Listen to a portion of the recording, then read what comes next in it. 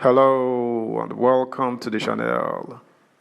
There will be restructuring of some ministries as some will be merged, new ones will be created, while others will be scrapped as President Bola Ahmed Tinubu plan major changes to governance. Details in a bit. Subscribe, like, share, and comment. Thank you. Tinubu to split education, works, housing, other ministries. Following the submission of the first set of ministerial nominees to the Senate, indications have emerged that President Bola Tinubu will restructure some of the ministries of the federal government by merging some, creating new ones, and scrapping others. Saturday Punch investigation revealed that the decision to restructure the ministries was in line with the recommendations of the Stephen Oronsanye report on the restructuring of the civil service, as this paper had earlier reported that Tinubu would implement some of the recommendations in the report. According to findings, the federal ministries of Education, Youth and Sport Development, Agricultural and Rural Development, Solid Minerals, Works and Housing, Power, Humanitarian Affairs, Disaster Management, and Social Development are some of those being considered for restructuring. The restructuring of some of the ministries will also give birth to new ministries. Findings by our correspondents on Friday indicated that there were plans on the way to unbundle the Ministry of Education into two, the Ministry of Tertiary Education and the Ministry of Basic Education, to be in charge of primary and secondary levels of education. While it is not clear if the president will appoint two ministers to oversee the new ministries, sources in the new civil service noted that the decision to create two ministries will improve the quality of service delivery in the two sectors. The Ministry of Works and Housing will be unbundled with the Ministry of Works to focus on federal roads and highways, while the Ministry of Housing will be restructured and financed to stimulate economic growth. It was also gathered that the Ministry of Humanitarian, Social Development and Disaster Management will be restructured into the Ministry of Human Development, with social development as part of its functions. Similarly, the Federal Ministry of Transportation will be unbundled to become the Ministry of Railways and Rail Transport and the Ministry of Waterways and Marine Transportation. The Ministry of Information will now be known as the Ministry of Information and National Orientation, with the National Orientation Agency now playing a huge role in the dissemination of information to the public. New ministries of solid minerals and iron and steel development will also be created.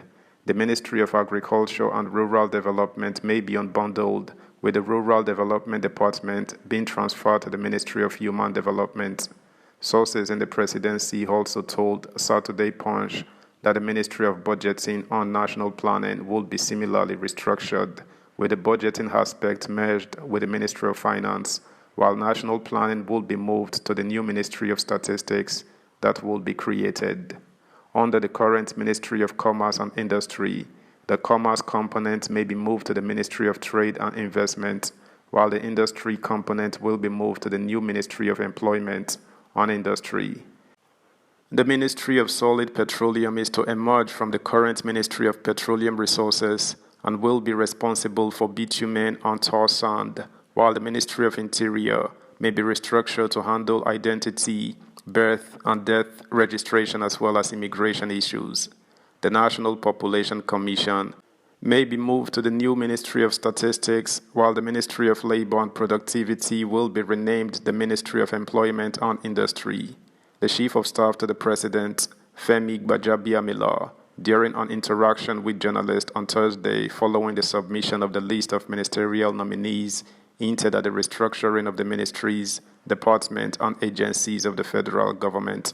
Earlier, a committee set up by the President had recommended a speedy implementation of the Oronsanye report and the merger of some revenue-generating agencies such as the Federal Inland Revenue Service, Nigeria Customs Service, and the Nigerian Maritime Administration and Safety Agency into the Nigerian Revenue Service in order to enable an efficient collection of all direct and indirect taxes, as well as levies on behalf of the federal government.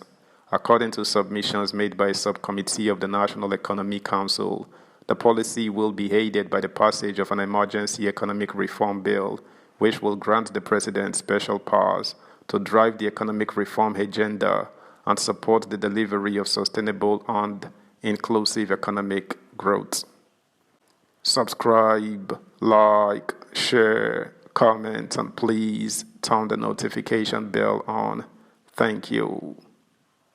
But the Oron-Sanye report established that there are 541 federal government parastatals, commissions and agencies, statutory and non-statutory, and recommended that 263 of the statutory agencies should be reduced to 161, while 38 agencies should be abolished and 52 should be merged. The panel also recommended that 14 of the agencies should revert to departments in ministries. The government later set up a white paper drafting committee headed by the then Attorney General of the Federation and Minister of Justice, Mohammed Adoke San, to study the recommendations and to produce a white paper on the report. While it is not quite clear that the Tinubu administration will scrap some ministries and agencies in line with the Oron-Sanye reports, experts and analysts are of the opinion that the restructuring process will favor some ministries and push towards steady implementation of government policies.